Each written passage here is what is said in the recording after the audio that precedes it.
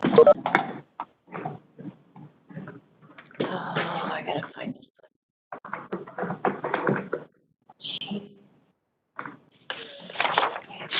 Sorry, no, that's done. Good. Oh, wow. There's Joe, I mean, Sarah. Who's that? Who?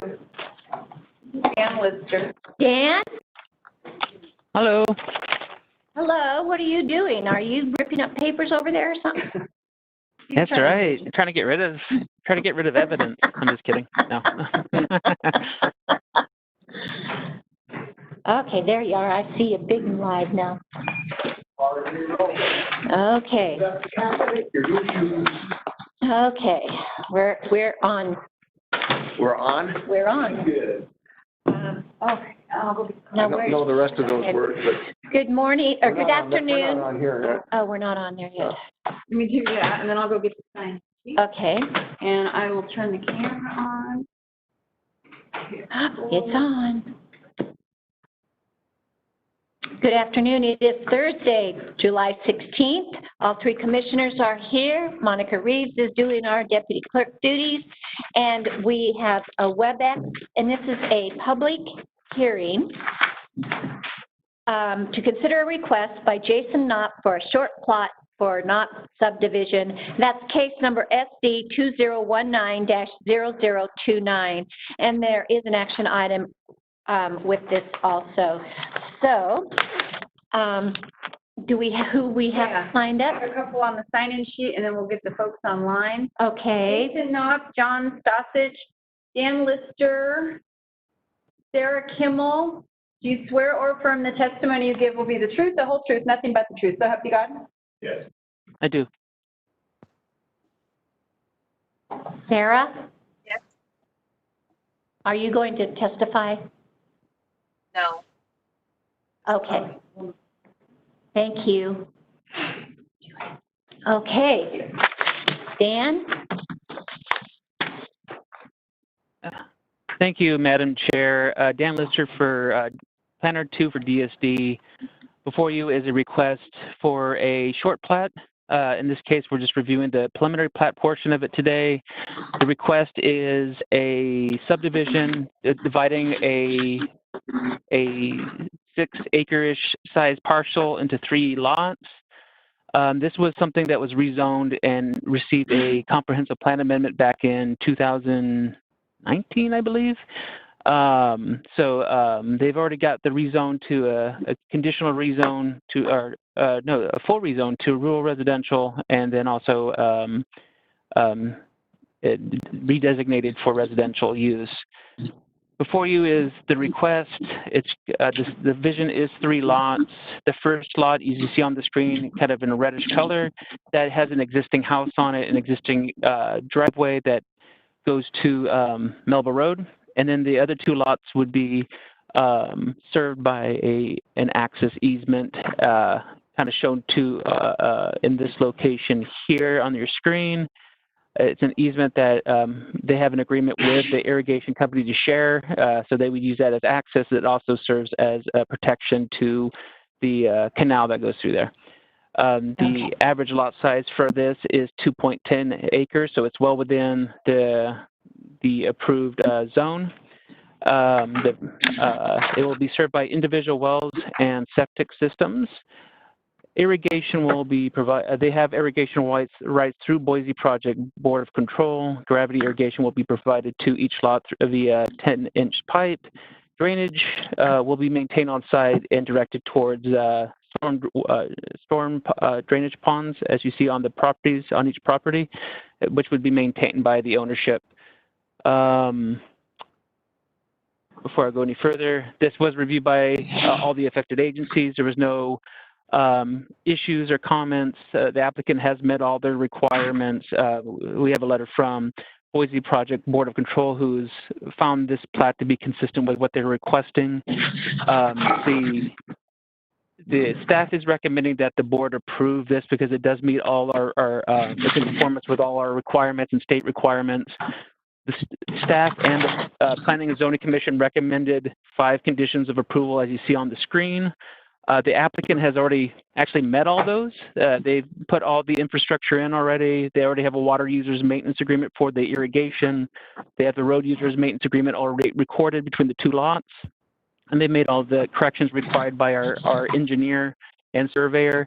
The only reason why it's not before you today for signatures after this is because there's one signature left by the highway district. There was a correction on the front page, and they still need to get that re-signed, that front page. But once they have that, they'll bring it back to you for signatures. With that, this concludes staff's presentation. Thank you, Dan. It sort of looks like Santa's boot. Yeah, I was gonna say, it looks like it's Italy. Yeah, it does. It sort of looks like Santa's boot. So, I was thinking Italy, which is not. any questions for Dan? Yes, Madam Chair. Dan, I have a question for you on the plat map that you had up there initially. So there's I guess, a regular sized road that goes on to the Melba Road there that is easily accessed by Block 1 and Block 2, I guess is what that is. But down there on the southeast portion of that, they have to go up through there. Is that, and do they have sub-roads? Because that ground to the east is listed as unplatted. So can you talk a little bit about the surrounding topography and the road system in there? Right. So only being proposed today is this access road shown on the screen. It's just a shared access between the two properties. They agreed to do that as part of NAPA's impact or highway district review. The other lot wouldn't have to go through that. And going back to the larger screen here, there's a huge canal that separates the south over here. There's already, so there's really no stub this way because of the type of crossing that would be required. There's no road proposed over in this location. Then there's already housing on this one, already development on that, and there's no, there was nothing foreseen by the highway district that would require stubbing in this case. It's a fairly small request and no opportunity for future stubbing. So what has been requested, it meets the county and the Nampa Highway District's requirements.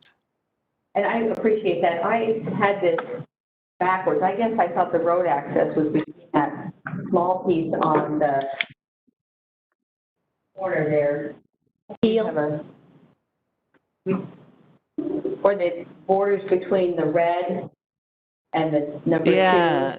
That's so this is their existing access right here. It's just a driveway to Melba Road, which is located right here. And so that one's just being maintained to go right to the public road, and this one's just a shared access for the other two lots. I see. Thank you for the clarification on that. I didn't understand that from that. So I appreciate that. Very good. Any more? Nothing else for Dan at this time? I don't think so. Okay. Thanks, Dan. We do have some people signed up to speak. Jason, we need your name and address on the record. And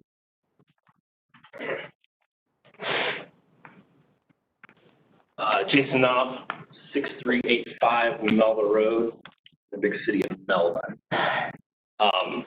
I'm the property owner. I'd stand for questions, and then I can just go off of those questions that the commissioner had. The Torrance lateral is on the east side of that property, and so there's really no way to do a crossing there. Then we have the Walt-Vogel Canal on the south end. So we just put that driveway into CERC 2, and the biggest reason is it was cost prohibitive to try to access all 3 lots with the highway district and their requirements for one shared access.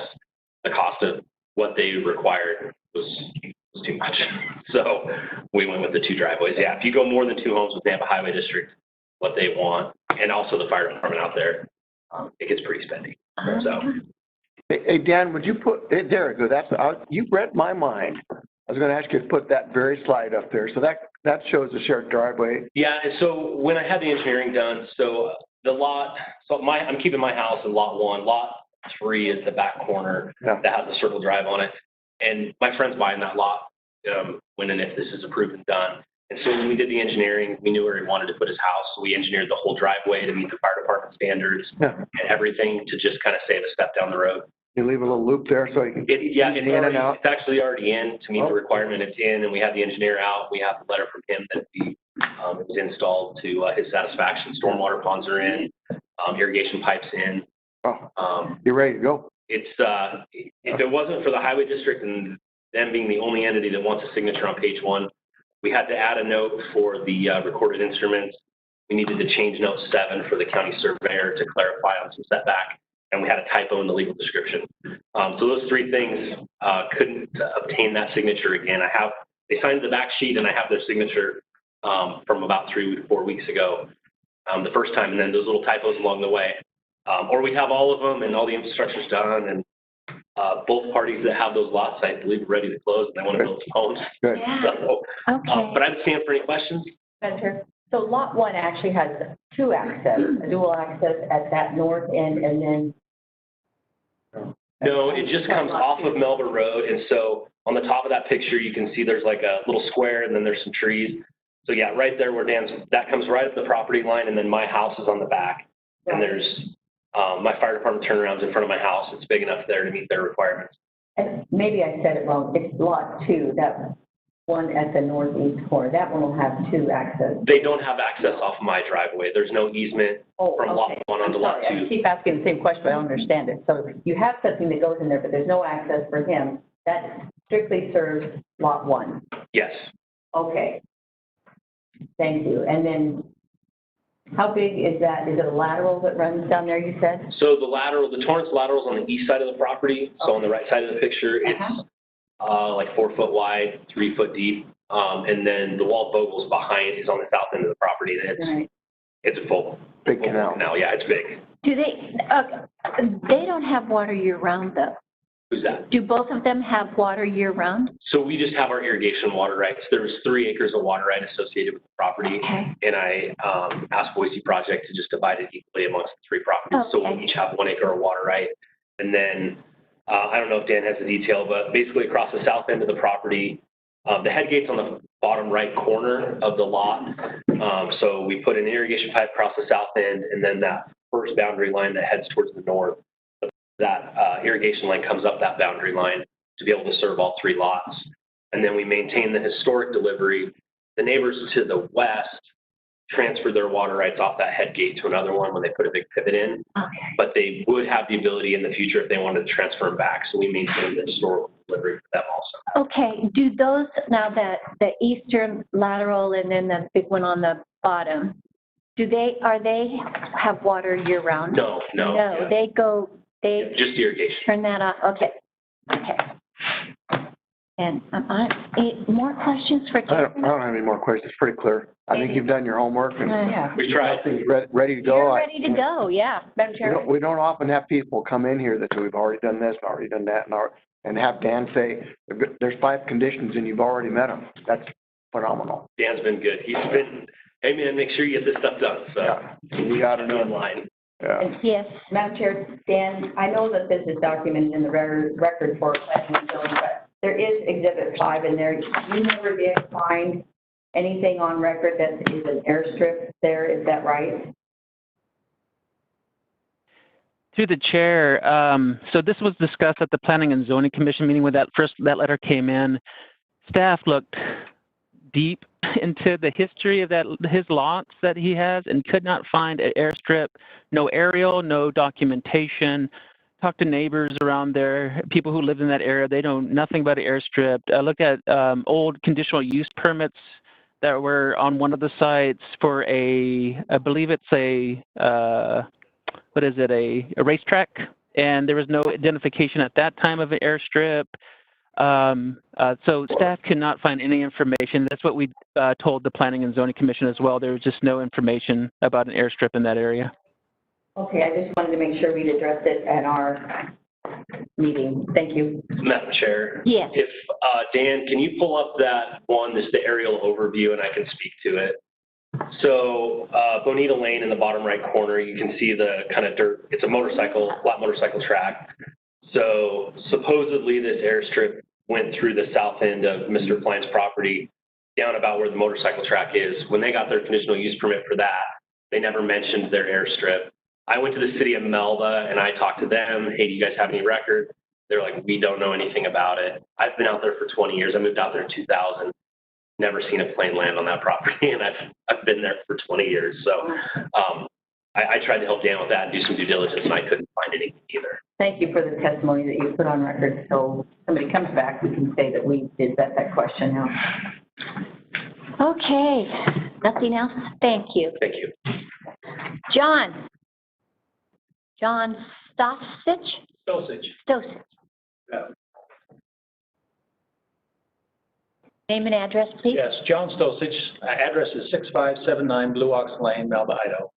And I'm the realtor that's been working with Jason on this project for the last couple of years, so we're excited for this day to be here.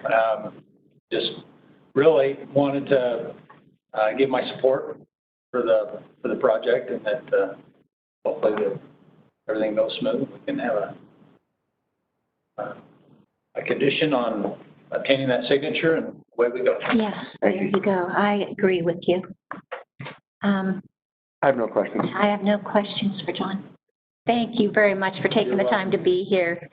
Okay, Madam Chair, seeing as there's no one else here to speak, I move we close public comment. Second. moved and seconded to close public comment. All in favor? Aye. Aye. Madam Chair, I believe all the questions have been answered. All the appropriate signatures, except for the Highway District, have been affixed to this document that is necessary. All the conditions have been met. There's no reason not to move forward. I'm going to make a motion that we authorize the board to sign the short plat, or approve the short plat, and sign the findings of fact, conclusions, law, and conditions of approval. I'll second that. Moved and seconded to sign the findings of fact, conclusions of law, and the conditions of the approval and the order for that short plot. All in favor? Aye. Aye. Through the chair, Madam Chair. Yes. So the applicant does want to come back and get that final plat signed. They want to know what the next available agendized date they can bring that back on. Monica's looking. All right. I'm on the Highway District.